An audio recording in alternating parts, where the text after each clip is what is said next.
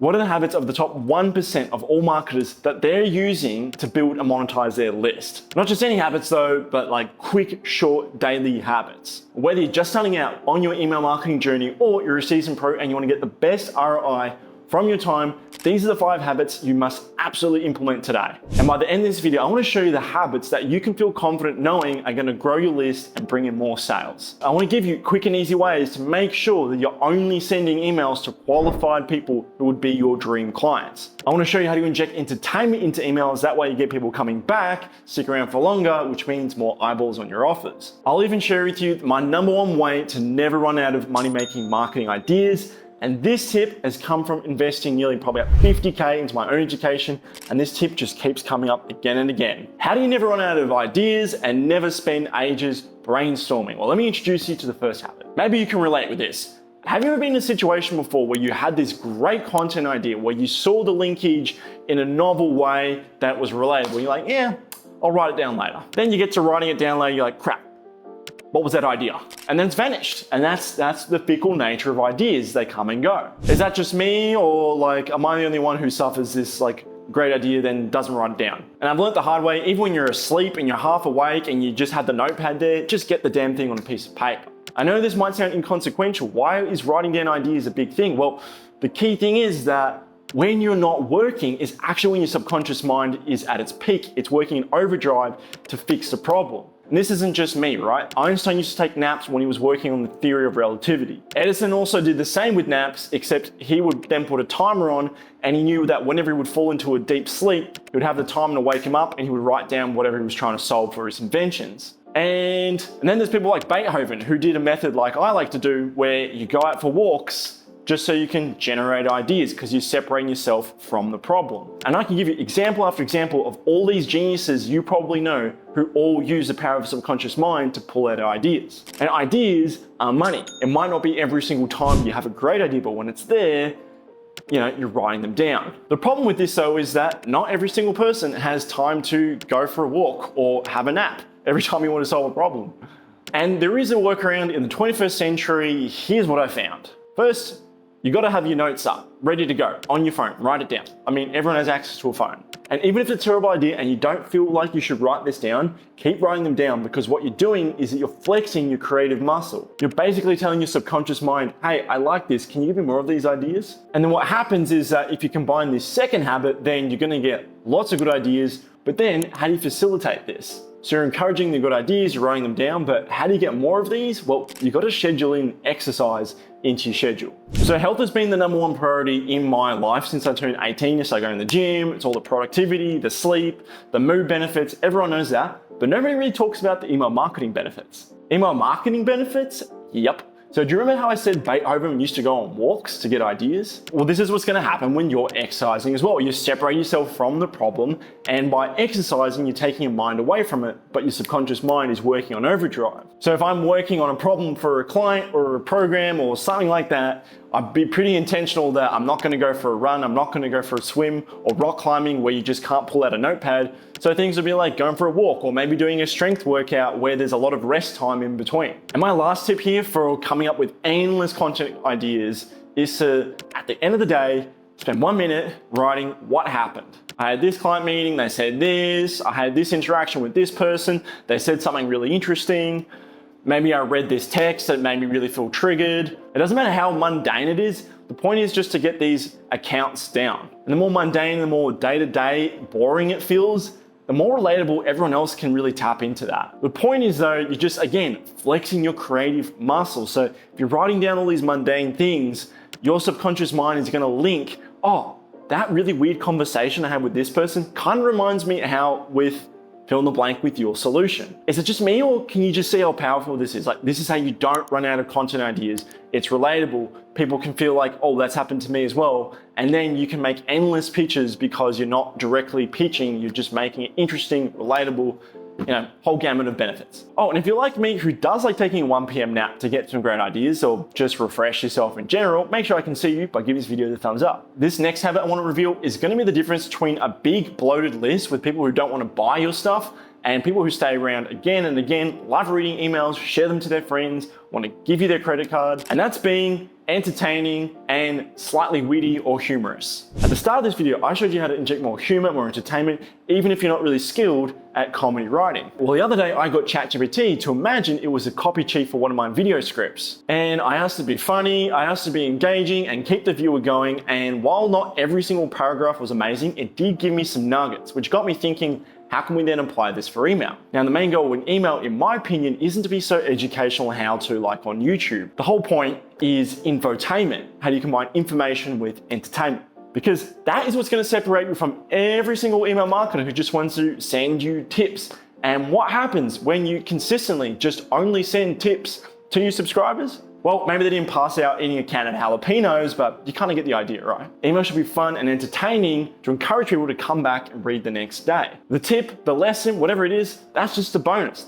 They want to be entertained. Okay, so this habit won't take long. What you're gonna do is you're gonna put your email and you're gonna put it into Chat GPT with this prompt I'm gonna give you. Take a look at the suggestions first, actually read it. Don't blindly swipe it, don't blindly swipe it. Then ask yourself, think like a marketer, like, is this good or can I refine this further? And that's the thing with ChatGPT, like if you know how to think like a marketer, you can prompt it to say like, maybe don't do this, but can you sound more like this? But this ain't a video for ChatGPT. We're talking about email marketing habits that make you grow your list, make more sales, that great thing. So we've got content ideas, we've got how to make the email actually sound better. What else do we need? Well, the other habit is to make sure you're only talking to the right people on the list, yeah? And remember, if you follow me on this channel, it's not how big it is, it's how you use it.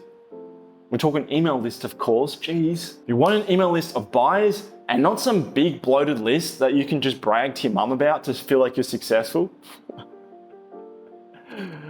Oh boy, or is this just me again? Like, I love tying myself sometimes. Look, a great habit with email marketing is to tell people no, like you can't come in, or like, no, I don't want these sort of people. So here's what I mean. It's super easy to set up what's called a double opt-in. And then by combining the ChatGPT humor copy cheat method, you can make these double opt-in emails actually funny, actually good. People want to read them. What you're witnessing now is where I pretty much cull every single junk email using a double opt-in confirmation. But instead of saying, hey, click the link here to confirm, you want to make things interesting. So let me show you. Okay, so really simple, not over the top. All I'm basically doing here is showing them something to look forward to, using a little bit of humor in order to get them to just confirm their email. But what happens if they don't click yes? People get distracted. Well, this is where my next email will come in. So what happens is that there's going to be a condition where it has to wait for a day. And if they've clicked the link, great, they're going to go to the rest of my email sequence. But if they haven't, then I'm going to send what's called my warning shot email. And again, I'm using humor to break the ice. I only want to get really good people who are on the same page. So as you can see, like, you don't have to be all serious about confirm your email or otherwise you can't get this thing. Like, just have some fun with it. That's my philosophy. Just have some fun, but have some barriers in place so that you don't have to put up with people just give you a junk email, because that's not good. Well, how do we get fresh new leads who want to join your list? Well, this is the next habit you want to stick around for. It's simple. Don't create what I like to call booty call content. And yes, my Aussie accent is saying booty call. That's what you heard. But I like to say booty call with a D. So what is booty call content? Well, let me explain with this dramatization. Oh, sweet, I made this LinkedIn post. I think everyone's gonna really like this one. Oh, hey, how's it going? Hey, I read your post. I can't wait to connect. So can I come inside? Go for your button. All right, come on, let's go. 6 hours later. Oh man, that was a lot of fun. I can't wait to do that again. Many months later. Whoa, is that Jules? Man, I haven't seen you for ages, bro. Where have you been the last year or so? Yeah, man, I'm just exhausted of chasing leads. Like at first, it was super exciting, it was novel, it was fun. Now, it just feels like a chore. And that's what I mean by booty call content.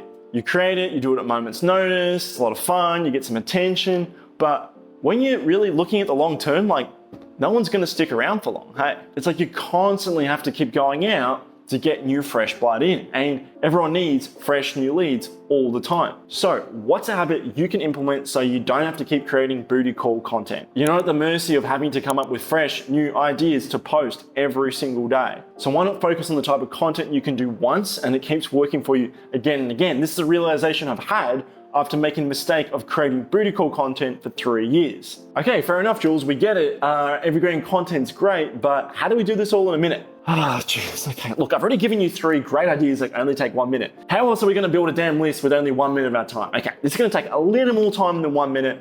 I promise you though, it's 100% worth it. The smartest way to build your list is to invest little bits of time every single day to build your list. Now, what I'm doing might be something like this. So I might be looking at different video ideas. I might be writing the script that day, creating content for videos. On top of that, I like to guest podcasts as well. So I might be looking at what are the top podcasts that are out right now. The charts keep changing as well. Maybe there's someone who's new who come in. I might want to pitch myself onto that show. And I'm not going to do all these things in one day. Like I'm going to say like today I'm going to be writing scripts. Maybe tomorrow I'll be researching for podcasts. Specifically, today is my film day and I'm filming, which I know is contributing to list growth. The point is though, like I can't really control how many people come and opt into my list, but I know if I'm doing something every single day that's gonna lead towards an opt-in, and I can't be Superman and do everything, but if I know if I can show up, do the thing that's gonna get me there, then ultimately I'm gonna be successful down the track. And if you wanna do 1 minute of script writing and 1 minute of research and